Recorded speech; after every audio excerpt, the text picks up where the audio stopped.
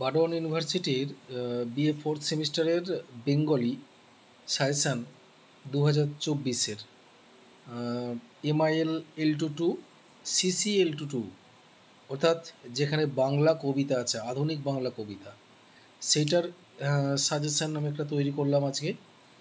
তো এই সাজেশানের মধ্যে তোমরা জানো না হয়তো, এই পেপারটার কোশ্চেন হয় মাল্টিপল চয়েস টাইপের।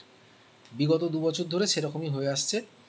তো সেই জন্যই মাল্টিপল চয়েসের কোশ্চেন কীরকম হতে পারে সেরকম একটা সাজেশান আমি তোমাদেরকে দিলাম।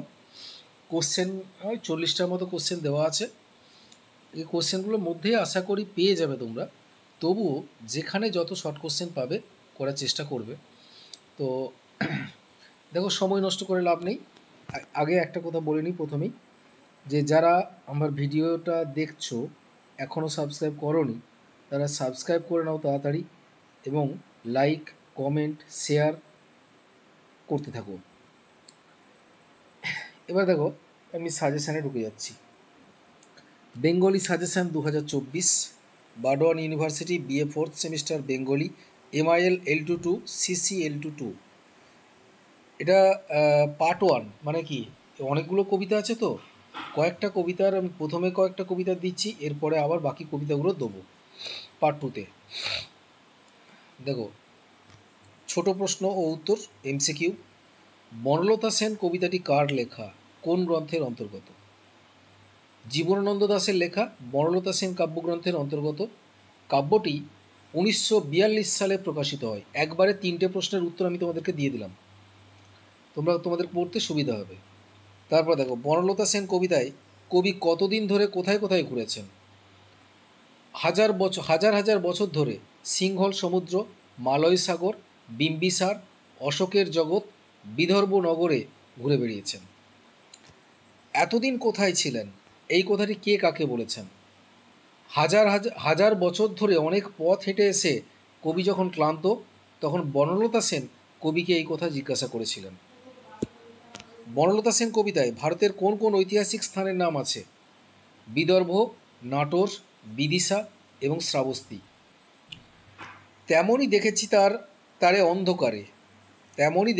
অন্ধকারে, কে কাকে দেখেছেন? কবি জীবনানন্দ দাশ বনলতা সেনকে দেখেছেন। নাটোর কোথায় কী জন্য বিখ্যাত?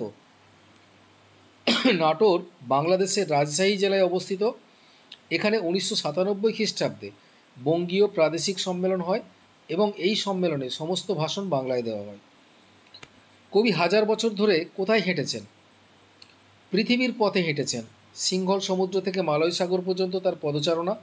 বিম্বিসার ও অশোকের মতো ঐতিহাসিক কালেও তিনি পদচারণা করেছেন। কবি নিজেকে ক্লান্ত প্রাণে বলেছেন কেন? কবি পৃথিবীর পথে হাজার বছর হেঁটেও কবির অভিপ্রেত প্রেমের আশ্রয় পাননি। জীবনের প্রাত্যহিকতা গ্লানিকে কবি জীবনের সমুদ্র সফেন বলেছেন। সেই স্থূল জৈব জীবনের কোলাহলকে কবি ক্লান্ত প্রাণে বলেছেন। সিংহল সমুদ্র কি? ভারতের দক্ষিণ সীমান্তে সিংহল দ্বীপ, তার সংলগ্ন সমুদ্রকে সিংহল সমুদ্র বলা হয়েছে। মালয় সাগর কোথায়? দক্ষিণ পূর্ব এশিয়ার একটি উপদ্বীপ হলো মালয়। এই মালয় উপদ্বীপ সংলগ্ন সমুদ্রকে বলা হয় মালয় সাগর। বিদিশা কোথায়? কালিদাসের মেঘদূত কাব্যে বিদিশা নগরের উল্লেখ আছে।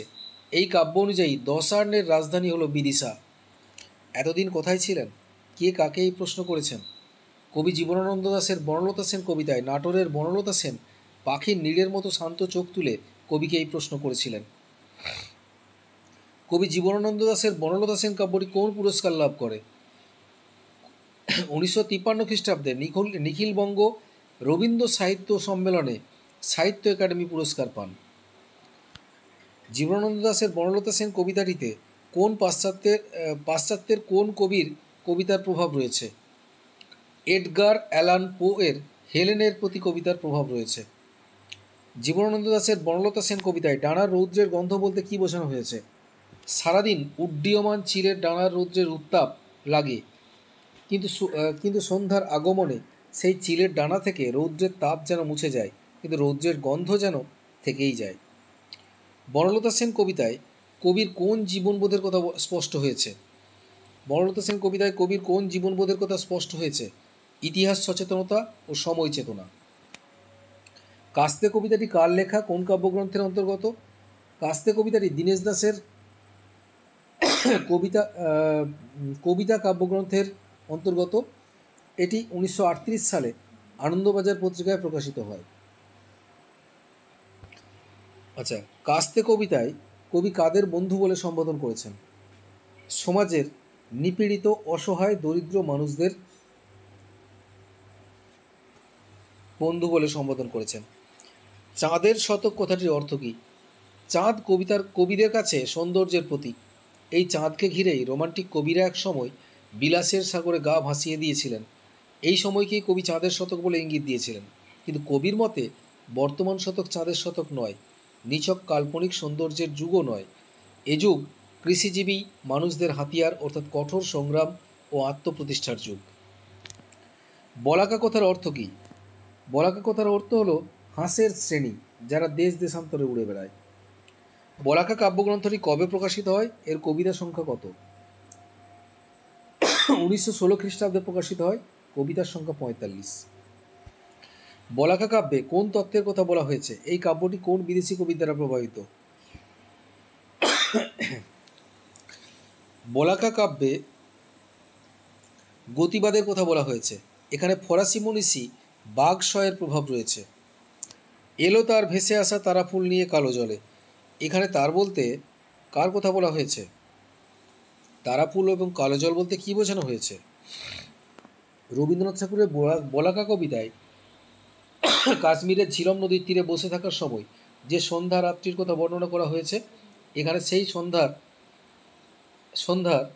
কথা সন্ধ্যা রাত্রিকে তার বলা হয়েছে। কালো জল বলতে এখানে ঝিলম নদীর জলের কথা বলা হয়েছে। আর অন্ধকার বলতে অন্ধকারে আকাশের তারাগুলি ঝিলমের জলের বুকে প্রতিফলিত হয়েছিল, একেই বলা হয়েছে তারা ফুল। আচ্ছা, অলস সূর্য কোথায় কি আঁকে? অলস সূর্য সন্ধ্যার জলস্রোতে উজ্জ্বল আলোর স্তম্ভ এঁকে দেয়। মহুয়ার দেশটি কেমন? মেঘ মদির। মহুয়া কথার অর্থ কী? মহুয়া কথার অর্থ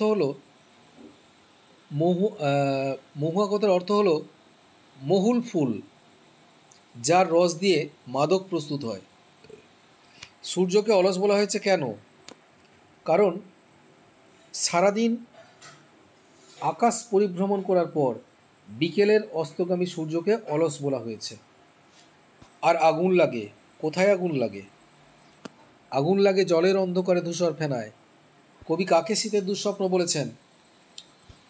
নাগরিক যান্ত্রিকতার প্রতীকরূপী ধোঁয়ার বঙ্কিম নিঃশ্বাসকে কবি শীতের দুঃস্বপ্ন বলেছেন।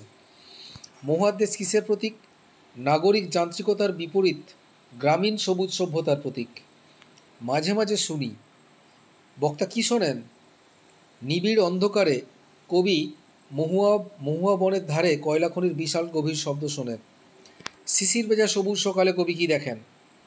শিশির ভেজা সবুজ সকালে কবি দেখেন সারা রাত কর্মরত নিদ্রাহীন মানুষের আসন্ন শীতের ধুলোর কলঙ্ক দেখেন। আসন্ন শীতের নয়, শিশির ভেজা সবুজ সকালে কবি দেখেন ধুলোর কলঙ্ক, মানুষের শরীরে ধুলোর কলঙ্ক দেখেন। ঘুমিন তাদের চোখে হানা দেয়। কাদের চোখে কি হানা দেয়? ক্লান্ত অবসন্ন নিদ্রাহীন মানুষদের চোখে হানা দেয় ক্লান্ত দুঃস্বপ্ন। রাতে নির্জন নিঃসঙ্গতাকে আলোড়িত করে কে? আচ্ছা, এখানে আলোড়িত বানানটা একটু ভুল আছে, লয়কা ডয়স্নরস্বই তো, এটা টাইপ করার সময় একটু ভুল হয়ে গেছে। দূর সমুদ্রের দীর্ঘশ্বাস রাতের নির্জন নিঃসঙ্গতাকে আলোড়িত করে। ধোঁয়ার বঙ্কিম নিঃশ্বাস বলতে কী বোঝানো হয়েছে? ধোঁয়ার বঙ্কিম নিঃশ্বাস বলতে নাগরিক সভ্যতার দূষণকে বোঝানো হয়েছে। মহুয়ার দেশ কবির কাছে উপলব্ধ হয়েছিল কী রূপে? নাগরিক ক্লান্তি থেকে মুক্তির আশ্রয় হিসাবে। তারপরে বনলতা সেন কবিতাটি কোন পত্রিকায় কবে প্রকাশিত হয়? 1935 খ্রিস্টাব্দে কবিতা পত্রিকায় প্রকাশিত হয়। কাস্তে কবিতাটি কবে কোন পত্রিকায় প্রকাশিত হয়? আনন্দবাজার পত্রিকায় 1938 খ্রিস্টাব্দে।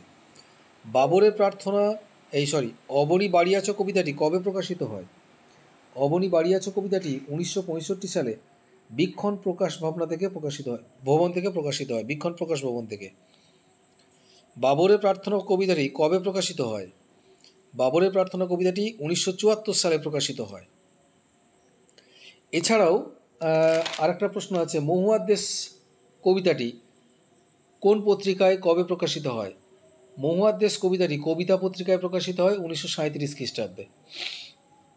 দেখো এই যে কটা দিলাম 40টা প্রশ্ন, পার্ট 1-এর এটা। পার্ট 2-তে আবার দেবো, যেমন এখান থেকে আমার কৈফিয়ত থেকে দেওয়া হয়নি প্রশ্ন, বাবরের প্রার্থনা থেকে বিশেষ প্রশ্ন দেওয়া হয়নি,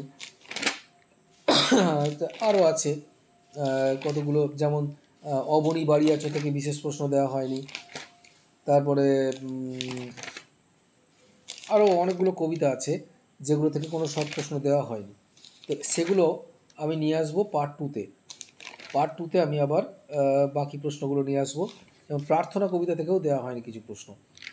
তো যাই হোক, এগুলো পার্ট 2-তে আবার নিয়ে আসবো, সেজন্য তোমরা তৈরি থেকো। তো আবার একবার বলি যে আমার সাজেশানগুলো ভালো করে পড়ো, এগুলোই ভালো করে পড়বে, এর বাইরে কিছু পড়বে না আশা করি। আর লাইক করো, কমেন্ট করো, শেয়ার করো। আর যারা এখনও পর্যন্ত সাবস্ক্রাইব করোনি তারা সাবস্ক্রাইব করে নাও।